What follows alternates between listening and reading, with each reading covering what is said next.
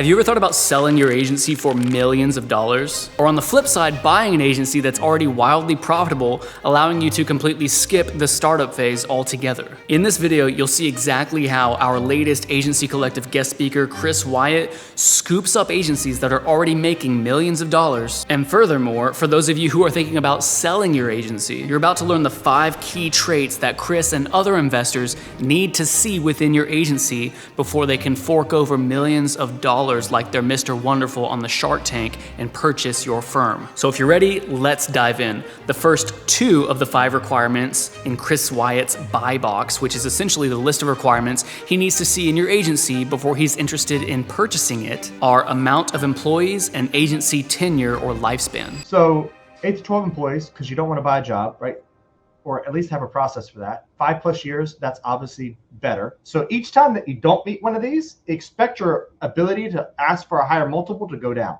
So if you're a solopreneur or a small team, you don't really have much of an asset. You're selling a job. Right? And Josh Stockwell asked a question about a couple bullet points up about the employees. You said 8 to 12 employees, but what if you're outsourcing to white label providers? You can, but it's going to increase your risk profile. Mm-hmm. Right? Like, because there's not a lot of structure. I mean, if you can prove to them there's a lot of structure, like, hey, listen, like, I've been using these guys before. This is where the link comes in. My next question to that would be, well, how long have you used them? Have they been here as part of your growth? So in short, the more employees you have, the more diversified the personnel risk, making it a safer investment. And of course, the longer you've been in business, the longer track record you have also makes it a safer investment for a buyer. So that was number 1 and 2. The third trait that Chris and other investors need to see before purchasing an agency is all about dollars and cents. In specific, they want to see a minimum of $500K SDE or free cash flow. 500K SDE. So this is free cash flow. So this is money that actually the business truly made. This is your net income. Obviously, the more profit that you have, the better. The bigger it is, the safer it is. The bigger it is, the safer it is. The longer that you've had it, the safer that it is. So like all of this leans towards to, the longer, the bigger, the safer, right? And so the smaller, the more time that's required, the less you're going to get for it because it's more effort on them to then be able to do it. Moving right along, the 4th trait that an investor must see before buying your agency for millions is the ability to add value and the potential for growth and upside. For me, I'm not interested in anything that I can't add value to. And even start to seek out really quick wins that you could do with the business. So if you've got a white label provider or let's say your SEO and web design services, right?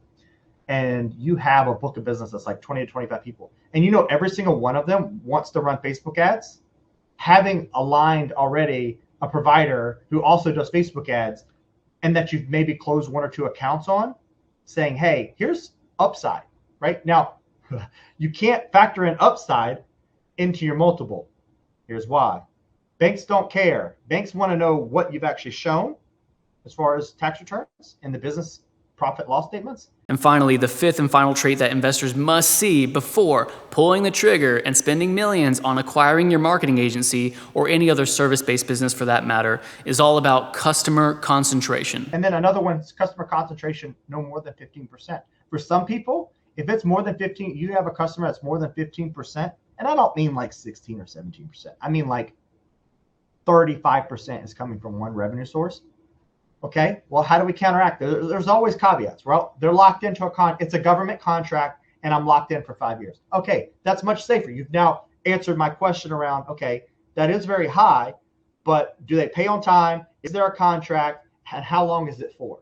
And I know that really, really large agencies actually have rules in place like this, like, hey, no one client is going to be more than 10% of our revenue, because in a really, really large agency, losing that whale could mean laying off 20 people. That's and it correct. Could affect the business in a lot of different ways, right? So each time that you don't meet one of these, expect your ability to ask for a higher multiple to go down. So there it is, from an investor himself, the 5 traits that make up the buy box, or the requirements that an investor needs to see in your firm before they fork over millions of dollars and purchase it. Amount of employees, agency tenure or lifespan, a minimum of 500K SDE, the ability to add value and generate monetary upside, and lastly, a well-diversified customer base. If you got value out of this video, you need to know that I'm bringing on more guest speakers like this every single week within Agency Collective, in addition to our daily support calls for digital marketers who are trying to acquire more clients and grow their own marketing agency. So if you want to be first on the list, make sure to click on the link in the description below. We are currently offering a 14-day free trial to Agency Collective, the entire community, all of our client acquisition methods, our agency scaling scripts, templates, snapshots, you name it. Or you could simply subscribe to this YouTube channel and I will post replays along the way. Having said that, get out there, land some clients, grow your agency, and maybe you'll be able to sell it for 7 figures very soon.